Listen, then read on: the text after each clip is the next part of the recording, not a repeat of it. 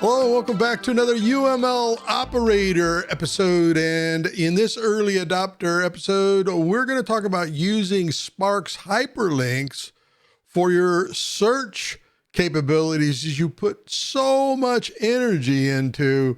Let's get started. So you spend a lot of time creating your SQL for modeling. You have all the canned Sparx SQL, and then you have your own custom. My searches, you've learned this in the channel. Let's open up and look at the SQL. So you go through and you create SQL, and maybe you create too much. And I have way too many. I do a lot of testing. When I'm building charts and dashboards, I will go through, do some table analogy to help me find the data, the intelligence that I need out of Sparx.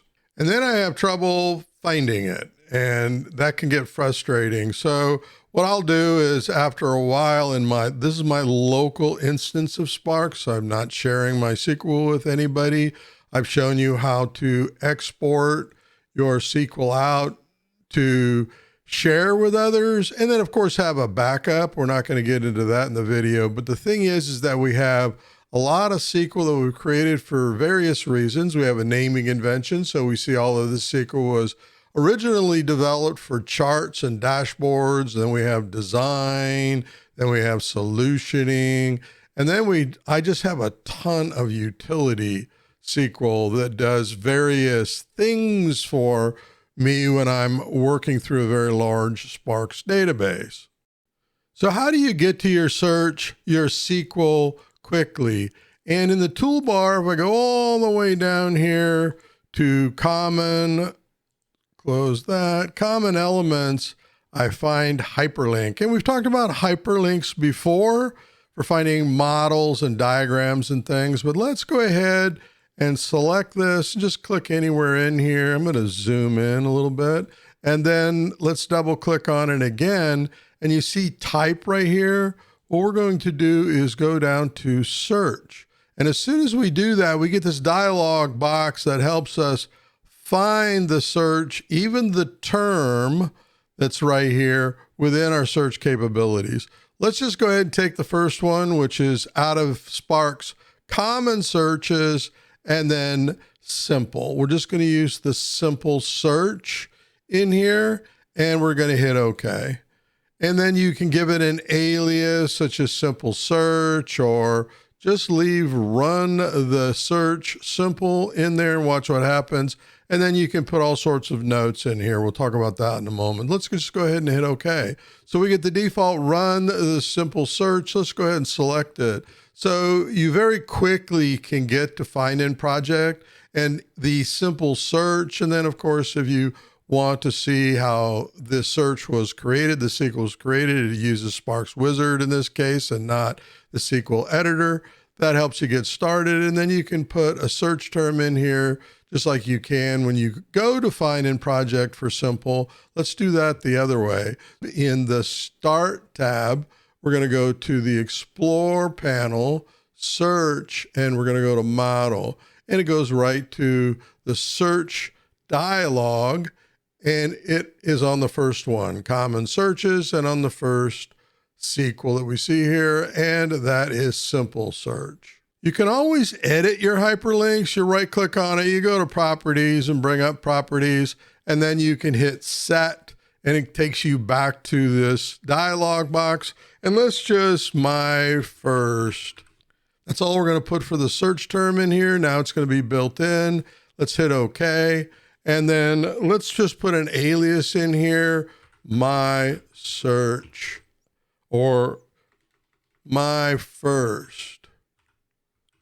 And it tells me right here what I was originally looking for. If I look at this dialog, I'm not going to put any notes in here yet. And then you can see it is on that. And what it's doing here, it automatically loaded within the search window right here, the field, my search, to give you your criteria. And then from there, you can do all the powerful things that you've learned in it. You can toggle on and off filter. You can choose fields that you want to particularly see. If you want to add more fields than what we see here, these are the ones that are available for us. And let's turn back on toggle filter. And then in the toggle filter box, this allows you just to filter out what you're looking for. Specifically, you can even filter out, well, I want to see every package. So you can do all of that. You can do when you go to the Start tab and the search, you can very quickly get to it just by launching this hyperlink.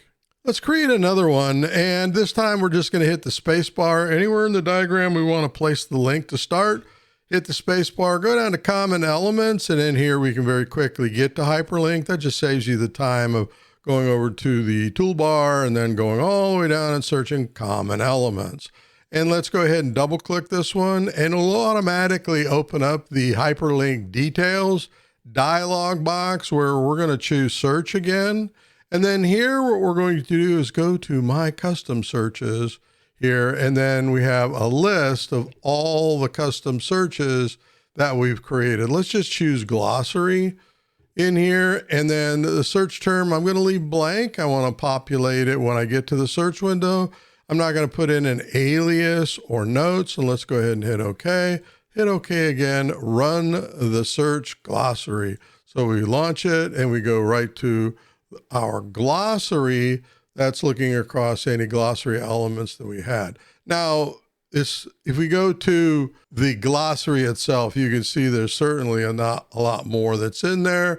And you're able to go to your search window and then choose exactly what you want to look. But at this particular time, I am looking at the T glossary table versus the built-in table that you've learned about in glossaries that you can also use. Much simpler, you can get to it. But if you want to create your own glossary, you can do that here. And again, you've got filtering and field choosing and all those kind of capabilities that are available to you while you're working.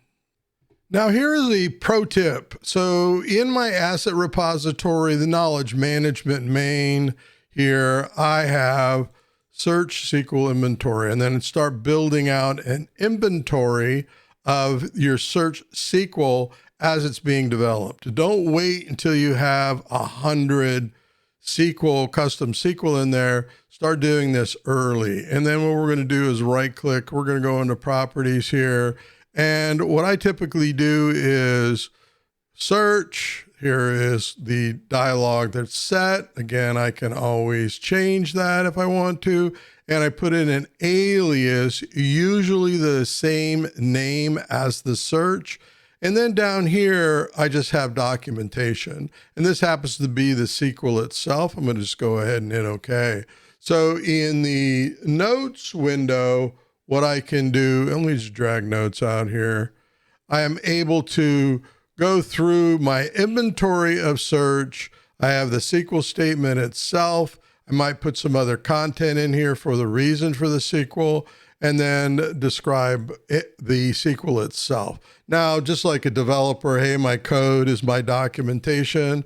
Sometimes I don't have to do anything. I just put the SQL in this window. So when I select it, it gives me the SQL statement and lets me know where I'm looking and what I'm looking for. And I'm able to see that. Then when I launch this, I go right to whatever that SQL happens to be.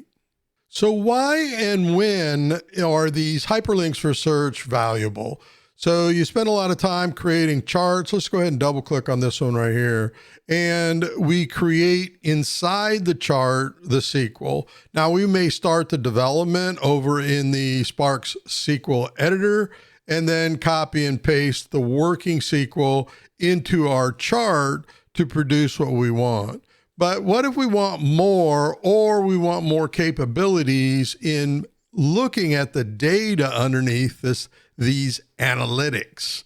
And so we can create a hyperlink that takes us right to the search capabilities. And then in here, we can look at the SQL that we developed, and we can even modify it. Like if we wanted to look at specific releases or including pending, we can take away this comment here and also look for pending. And there's other things that you can do. I mean, you get all the power of pivot tables. Let's say you wanted to take this particular group name right here, put it in a pivot table, and then you wanted to filter out, well, I want to see everything that has been validated. You're able to take advantage of all the search capabilities in managing and understanding your particular charts and analytics. Outside of charts, you've learned how to build model views of particular interest and intelligence in your project. And in this case, these are stakeholders. And I've shown you how to edit this. You can go into edit mode here, and then you can get a scroll bar and you can launch filters and do all sorts of other things. I'm going to get out of edit mode. This is not where I typically edit. So let's create a hyperlink for stakeholders. What we're going to do is hit the space bar. We're going to go down to common elements and choose hyperlink. And in this case, we're going to double click in here and say, hey, we want to look at our search. And in our search, we want to go to my custom searches. And in my custom searches, I want to go down and find stakeholders. So go all the way down here and find stakeholders. See how hard it is? I mean, I have such a large list here, it's difficult. Now, what's interesting here, and maybe I'll talk about this in another, in managing and cleaning up your SQL, it sees 3 different instances here that have been created when there's actually only one. I'm just going to choose this one here. I'm not going to put a search term. I'm going to hit OK. I am not going to put an alias or comments yet or notes for this. I'm just going to hit OK. So now we've created something. Let's make it the same width here. That's underneath it. That helps users say, well, I want to see more and be able to filter and take advantage of search. I can double click this and it goes right to that search. And again, I get all of the power being able to, let's say I want to filter or I want to look at a particular role. So in this case, we're just going to go to roles. We're going to drag and drop it over here.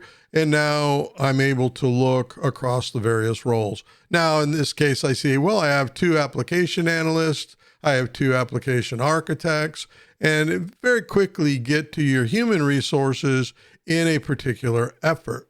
Let's go ahead and take this out. Just drag and drop it anywhere and it removes it. So there's so much more that you can do. You can come in here and edit the SQL that you wrote, looking for author name and roles. Well, I also want to look at notes. So where do I want to put notes? I'm going to put notes after roles in my SQL here. So comma, notes, very simple SQL here.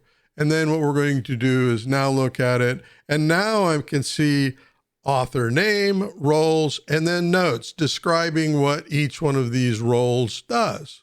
Let's go ahead and close this. It's already been saved for us when we ran it.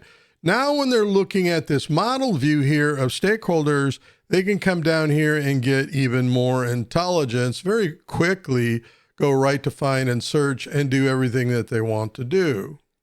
All right, we're going to wrap up now. I hope this episode was helpful for you.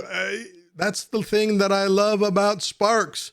It's the SQL database behind it. And with SQL, you can do so much more. And so now that I've shown you that, I can talk about hyperlinks more around our analytics and mining our intelligence and then using it in a productive way across your projects right in a particular view that your stakeholders are in. They have questions. They want to know, well, what's going on with the status? What's going on with these elements? What's going on with requirements? How many requirements have been approved? And then so much more. I mean, you can build very complicated SQL that produces analytics and dashboards, model views, or straight out table views. So this is helpful for your reporting capabilities and much more. So thanks for watching. If you've got any questions or concerns, Let me know down below in comments. Are you even using the search capabilities of Sparx? I don't know the reason why you wouldn't. You got Sparx for the power of its database and modeling for model-driven anything. So yeah, let me know. And until that next episode, happy modeling.